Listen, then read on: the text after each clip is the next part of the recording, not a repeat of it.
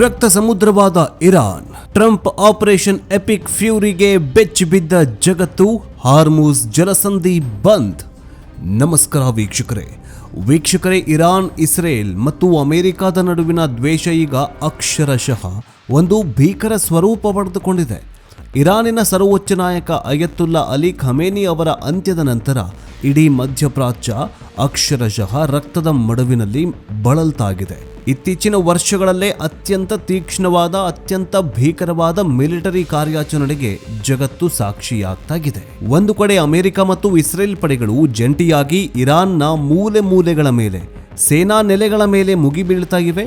ಇನ್ನೊಂದು ಕಡೆ ತನ್ನ ನಾಯಕನ ನಿರ್ಗಮನದಿಂದ ರೊಚ್ಚಿಗೆದ್ದಿರುವ ಇರಾನ್ ಗಲ್ಫ್ನಾದ್ಯಂತ ಇರುವ ಅಮೆರಿಕದ ಮಿಲಿಟರಿ ನೆಲೆಗಳ ಮೇಲೆ ಮತ್ತು ಅವರ ಆರ್ಥಿಕ ಹಿತಾಸಕ್ತಿಗಳ ಮೇಲೆ ನಿರಂತರವಾಗಿ ಪ್ರತಿದಾಳಿ ಮಾಡ್ತಾನೆ ಇದೆ.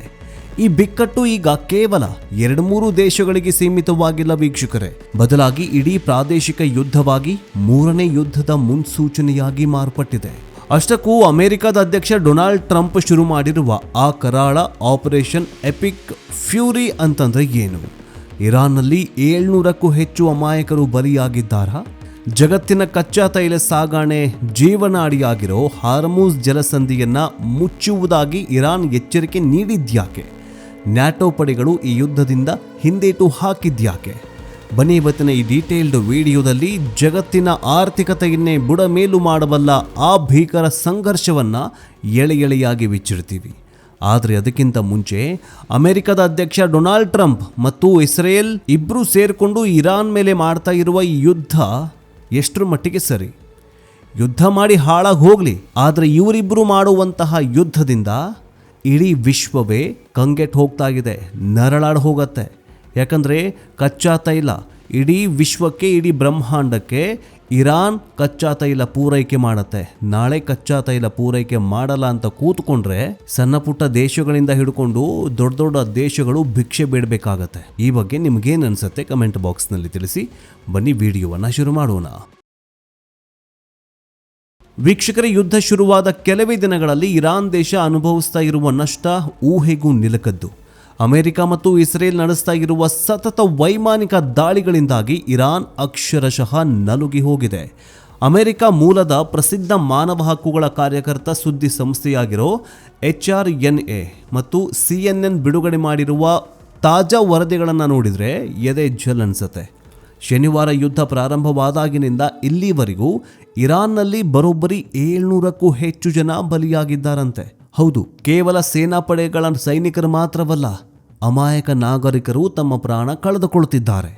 ವರದಿ ಹೇಳೋ ಪ್ರಕಾರ ಭೀಕರ ಕಾರ್ಯಾಚರಣೆಯಲ್ಲಿ 176 ಮುಗ್ಧ ಮಕ್ಕಳು ಸೇರಿದಂತೆ ಕನಿಷ್ಠ 742 ನಾಗರಿಕರು ತಮ್ಮ ಉಸಿರು ಚೆಲ್ಲಿದ್ದಾರೆ. ಇನ್ನು 900ಕ್ಕೂ ಹೆಚ್ಚು ಜನರಿಗೆ ಗಂಭೀರವಾದ ಗಾಯಗಳಾಗಿವೆ. ಅವರೆಲ್ಲರೂ ಆಸ್ಪತ್ರೆಯಲ್ಲಿ ನರಳಾಡ್ತಾ ಇದ್ದಾರೆ.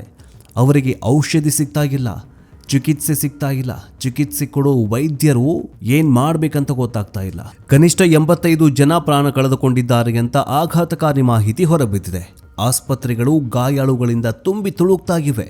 ಇರಾನ್ನ ಆಕಾಶದಲ್ಲಿ ಕೇವಲ ಯುದ್ಧ ವಿಮಾನಗಳ ಘರ್ಜನೆ ಮತ್ತು ದಟ್ಟ ಹೊಗೆಯ ಕಾರ್ಮೋಡ ಮಾತ್ರ ಆವರಿಸಿದೆ. ಇನ್ನು ಇರಾನ್ ಸುಮ್ಮನೆ ಕೂತ್ಕೊಳ್ತಾ ಪ್ರತಿದಾಳಿ ನಡೆಸ್ತಾ ಇದ್ದಂತೆ ಡೊನಾಲ್ಡ್ ಟ್ರಂಪ್ ತನ್ನ ಸೇನಾ ಬಲದ ಅಸಲಿ ಪ್ರದರ್ಶನಕ್ಕೆ ಇಳಿದಿದ್ದಾನೆ. ಸೋಮವಾರವಷ್ಟೇ ಟ್ರಂಪ್ ಅವರು ಅಮೆರಿಕ ಮತ್ತು ಅದರ ಮಿತ್ರ ರಾಷ್ಟ್ರಗಳ ಮುಂದೆ ಮಿತ್ರ ಪಕ್ಷಗಳ ಜಂಟಿ ಕಾರ್ಯಾಚರಣೆಯಾಗಿರೋ ಆಪರೇಷನ್ ಎಪಿಕ್ ಫ್ಯೂರಿಯನ್ನ ಅಧಿಕೃತವಾಗಿ ಘೋಷಣೆ ಮಾಡಿದ್ದಾರೆ. ಈ ಕಾರ್ಯಾಚರಣೆ ಬಗ್ಗೆ ಸ್ವತಃ ಟ್ರಂಪ್ ಬಣ್ಣಿಸಿರುವ ರೀತಿ ಕೇಳಿದ್ರೆ ಎಂಥವರಿಗೂ ಕೂಡ ನಡುಕ ಶುರುವಾಗತ್ತೆ. ಇದು ಜಗತ್ತಿನ ಇತಿಹಾಸದಲ್ಲೇ ಅಮೆರಿಕ ಇದುವರೆಗೂ ನಡೆಸಿರುವಂತಹ ಅತಿ ದೊಡ್ಡ, ಅತ್ಯಂತ ಕ್ಲಿಷ್ಟಕರ ಮತ್ತು ಅತ್ಯಂತ ಶಕ್ತಿಶಾಲಿ ಮಿಲಿಟರಿ ಕಾರ್ಯಾಚರಣೆಯಂತ ಟ್ರಂಪ್ ಗುಡುಗಿದ್ದಾರೆ. ಈ ಎಪಿಕ್ ಫ್ಯೂರಿ ಟಾರ್ಗೆಟ್ ಏನ್ ಗೊತ್ತಾ?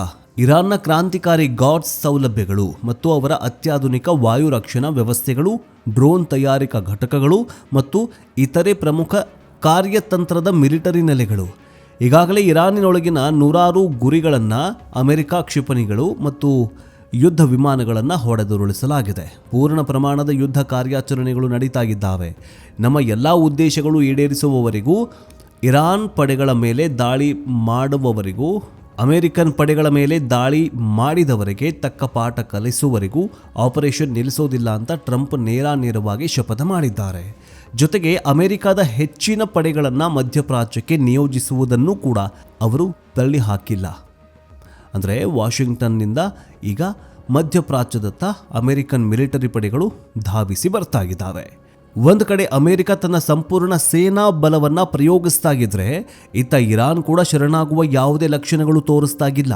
ನಾವು ಅಮೆರಿಕದ ಯಾವುದೇ ಒತ್ತಡಕ್ಕೂ ಮಣಿಯೋದಿಲ್ಲ ಅಂತ ಟೆಹರಾನ್ ಸ್ಪಷ್ಟಪಡಿಸಿದೆ. ಆದರೆ ಇದೆಲ್ಲದರ ನಡುವೆ ಇರಾನ್ ಜಗತ್ತಿಗೆ ಒಂದು ಬಹುದೊಡ್ಡ ಆಘಾತಕಾರಿ ಎಚ್ಚರಿಕೆ ನೀಡಿದೆ. ಅದೇನಪ್ಪ ಅಂದರೆ ಹಾರ್ಮುಜ್ ಜಲಸಂಧಿಯ ದಿಗ್ಬಂಧನ. ಹೌದು ವೀಕ್ಷಕರೇ, ಜಾಗತಿಕ ಕಚ್ಚಾ ತೈಲ ಸಾಗಣೆಯ ಅತಿ ಪ್ರಮುಖ ನರನಾಡಿಯಾಗಿರುವ ಪರ್ಷಿಯನ್ ಕೊಲ್ಲಿಯನ್ನು ಹಿಂದೂ ಮಹಾಸಾಗರಕ್ಕೆ ಬೆಸೆಯುವಂತಹ ಈ ಹಾರ್ಮುಜ್ ಜಲಸಂಧಿಯನ್ನು ಸಂಪೂರ್ಣವಾಗಿ ಮುಚ್ಚುವುದಾಗಿ ಇರಾನ್ ಘೋಷಣೆ ಮಾಡಿದೆ.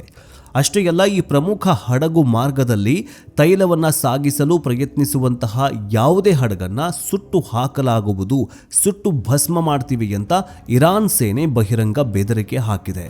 ಇದರ ಗಂಭೀರತೆ ನಿಮಗೆ ಅರ್ಥವಾಗಬೇಕಂತಂದ್ರೆ, ಜಗತ್ತಲ್ಲಿ ಬಳಕೆಯಾಗುವಂತಹ ಒಟ್ಟು ಕಚ್ಚಾ ತೈಲದ ಸುಮಾರು 20-25% ತೈಲ ಇದೇ ಹಾರ್ಮುಜ್ ಜಲಸಂಧಿಯ ಮೂಲಕವೇ ಸಾಗಣೆ ಆಗತ್ತಂದ್ರೆ ಸಪ್ಲೈ ಆಗತ್ತೆ. ಸೌದಿ ಅರೇಬಿಯಾ, ದುಬೈ, ಕುವೈತ್ನಂತಹ ದೇಶಗಳ ತೈಲದ ಹಡಗುಗಳು ಬೇರೆ ಬೇರೆ ದೇಶಗಳಿಗೆ ಹೋಗಬೇಕಂತಂದ್ರೆ ಇದೇ ಮಾರ್ಗವೇ ಗತಿ. ಒಂದು ವೇಳೆ ಇರಾನ್ ತನ್ನ ಮಾತಿನಂತೆ ಈ ಜಲಸಂಧಿಯನ್ನು ಬಂದ್ ಮಾಡಿ ಹಡಗುಗಳ ಮೇಲೆ ದಾಳಿ ಮಾಡಿದ್ರೆ ಇಡೀ ಪ್ರಪಂಚದಲ್ಲಿ ಪೆಟ್ರೋಲ್ ಡೀಸೆಲ್ ಬೆಲೆ ಒಂದೇ ರಾತ್ರಿಗೆ ಗಗನಕ್ಕೇರುತ್ತೆ. ಜಾಗತಿಕ ಆರ್ಥಿಕತೆ ಅಕ್ಷರಶಃ ಪಾತಾಳಕ್ಕೆ ಕುಸಿಯತ್ತೆ. ಭಾರತದಂತಹ ಅಭಿವೃದ್ಧಿಶೀಲ ರಾಷ್ಟ್ರಗಳಿಂದಲೂ ಕೂಡ ಇದು ಅತಿದೊಡ್ಡ ಹೊಡೆತ ನೀಡಲಿದೆ. ಇದೆಲ್ಲದರ ನಡುವೆ ಪಾಶ್ಚಿಮಾತ್ಯ ದೇಶಗಳ ಅತಿದೊಡ್ಡ ಮಿಲಿಟರಿ ಮೈತ್ರಿಕೂಟವಾದ ನ್ಯಾಟೋ ತೆಗೆದುಕೊಂಡಿರುವ ನಿರ್ಧಾರ ಎಲ್ಲರ ಹುಬ್ಬೇರಿಸಿದೆ. ಸಾಮಾನ್ಯವಾಗಿ ಅಮೆರಿಕ ಯಾವುದೇ ಯುದ್ಧಕ್ಕೆ ಇಳಿದ್ರೂ ನ್ಯಾಟೋ ಪಡೆಗಳು ಅದರ ಬೆನ್ನಿಗೆ ನಿಲ್ಲುತ್ತವೆ.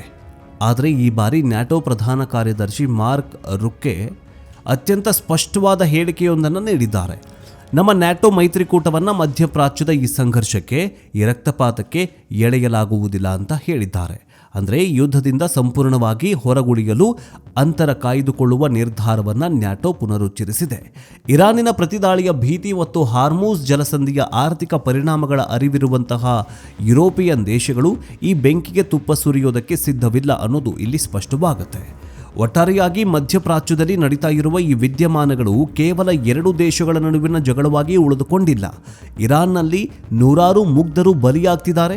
ಟ್ರಂಪ್ ಆಪರೇಷನ್ ಎಪಿಕ್ ಫ್ಯೂರಿ ಇಡೀ ವಾತಾವರಣವನ್ನು ಬೂದಿ ಮಾಡ್ತಾ ಇದೆ. ಎಲ್ಲದಕ್ಕಿಂತ ಮುಖ್ಯವಾಗಿ ಹಾರ್ಮುಜ್ ಜಲಸಂಧಿಯನ್ನು ಮುಚ್ಚುವ ಇರಾನ್ನ ಎಚ್ಚರಿಕೆ ಇಡೀ ಪ್ರಪಂಚದ ಆರ್ಥಿಕತೆಯನ್ನೇ ಬುಡಮೇಲು ಮಾಡುವಂತಹ ಹಂತಕ್ಕೆ ಬಂದು ಹೋಗುತ್ತೆ. ಯಾವ ಕ್ಷಣದಲ್ಲಿ ಯಾವ ಹಡಗು ಸುಟ್ಟು ಭಸ್ಮವಾಗುತ್ತೋ, ಪೆಟ್ರೋಲ್ ಬೆಲೆ ಯಾವಾಗ 200, 300, 400 ರೂಪಾಯಿ ದಾಟುತ್ತೋ ಅನ್ನುವಂತಹ ಆತಂಕ ಎಲ್ಲರನ್ನ ಕಾಡ್ತಾ ಇದೆ. ವೀಕ್ಷಕರೇ, ನಿಮಗೇನನ್ಸುತ್ತೆ? ಟ್ರಂಪ್ ಅವರ ಈ ಬೃಹತ್ ಆಪರೇಷನ್ ಎಪಿಕ್ ಫ್ಯೂರಿ ಇರಾನ್ನ ಸಂಪೂರ್ಣವಾಗಿ ಮಣಿಸುತ್ತಾ, ಅಥವಾ ಇರಾನ್ ಹೇಳಿದಂತೆ ಹಾರ್ಮುಜ್ ಜಲಸಂಧಿಯನ್ನು ಬಂದ್ ಮಾಡಿ ಪ್ರಪಂಚದ ಆರ್ಥಿಕತೆಗೆ ಬೆಂಕಿ ಇಡತ್ತಾ? ಈ ಸಂಘರ್ಷದಿಂದ ನಮ್ಮ ಭಾರತದ ಮೇಲೆ ಹೆಂಗೆ ಪರಿಣಾಮ ಬೀರಬಹುದು? ನಿಮ್ಮ ಪ್ರಾಮಾಣಿಕ ಅನಿಸಿಕೆ, ಅಭಿಪ್ರಾಯಗಳನ್ನು ಕಮೆಂಟ್ ಬಾಕ್ಸ್ನಲ್ಲಿ ತಿಳಿಸಿ, ಮುಕ್ತವಾಗಿ ಚರ್ಚೆ ಮಾಡೋಣ. ಜಗತ್ತನ್ನು ಬೆಚ್ಚಿ ಬೀಳಿಸ್ತಾಗಿರುವ ಜಾಗತಿಕ ಈ ರಾಜಕಾರಣ ಮತ್ತು ಆರ್ಥಿಕತೆಯ ಅಸಲಿ ಮಾಹಿತಿಯನ್ನು ಪ್ರತಿಯೊಬ್ಬರಿಗೂ ತಲುಪುವಂತೆ ಯಾವಾಗ ಬೇಕಾದಾಗ ಪೆಟ್ರೋಲ್ ಡೀಸೆಲ್ ದರ ಏರಿಕೆಯಾಗಬಹುದು. ಅದಕ್ಕೋಸ್ಕರ ಈ ವಿಡಿಯೋವನ್ನು ನಿಮ್ಮ ವಾಟ್ಸಪ್ ಮತ್ತು ಫೇಸ್ಬುಕ್ ಗ್ರೂಪ್ಗಳಿಗೆ ಮರೆಯದೆ ಶೇರ್ ಮಾಡಿ. ಇಂತಹ ನಿಷ್ಪಕ್ಷ ಮತ್ತು ತ್ವರಿತ ಮತ್ತು ಇನ್ಸೈಡ್ ಡೀಟೇಲ್ಸ್ ಮತ್ತು ಅತಿ ಸರಳ ವಿಶ್ಲೇಷಣೆಗಾಗಿ ನಮ್ಮ ಯೂಟ್ಯೂಬ್ ಚಾನಲನ್ನು ಬೇಗ ಸಬ್ಸ್ಕ್ರೈಬ್ ಮಾಡ್ಕೊಳ್ಳಿ, ಶೇರ್ ಮಾಡಿ, ಲೈಕ್ ಮಾಡಿ. ಮತ್ತೊಂದು ವಿಡಿಯೋದೊಂದಿಗೆ ಮತ್ತೆ ಭೇಟಿಯಾಗೋಣ. ಜೈ ಹಿಂದ್, ಜೈ ಕರ್ನಾಟಕ, ವಂದೇ ಮಾತರಂ.